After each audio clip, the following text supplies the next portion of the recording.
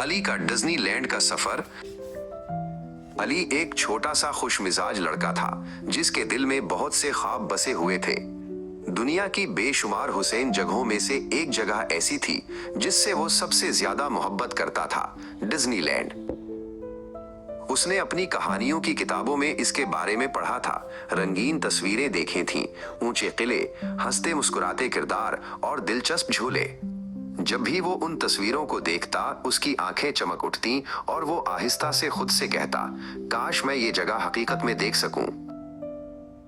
वक्त के साथ साथ इसकी ख्वाहिश और तजस्सुस बढ़ता गया। वो जानना चाहता था कि किला असल में कितना बड़ा है, मिकी माउस हकीकत में कैसा दिखता है और झूले वाकई इतने ही तेज हैं जितने किताबों में नजर आते हैं। एक दिन उसने हिम्मत जमा की और अपने वालिदैन के पास गया। मम्मा बाबा, क्या हम एक दिन डिज्नीलैंड जा सकते हैं? उसने उम्मीद भरी आवाज में पूछा। उसके वालिदैन ने उसकी चमकती आंखों को देखा और मुस्कुरा दिए। छुट्टियों में हम वादा करते हैं कि तुम्हें ले जाएंगे, बाबा ने कहा।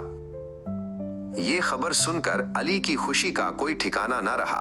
उस दिन से वो कैलेंडर पर निशान लगाने लगा। रोज सुबह उठकर पूछता, कितने दिन रह गए हैं? उसे लगता जैसे वक्त बहुत आहिस्ता गुजर रहा हो।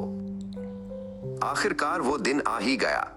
सामान तैयार था, खाने पीने की चीजें रख ली गईं और पूरा घराना डिज्नीलैंड के सफर पर रवाना हुआ। अली खिड़की के पास बैठा बादलों को देखता रहा, जैसे हर बादल इसे मिकी माउस की शक्ल में नजर आ रहा हो। Subscribe, like, and share.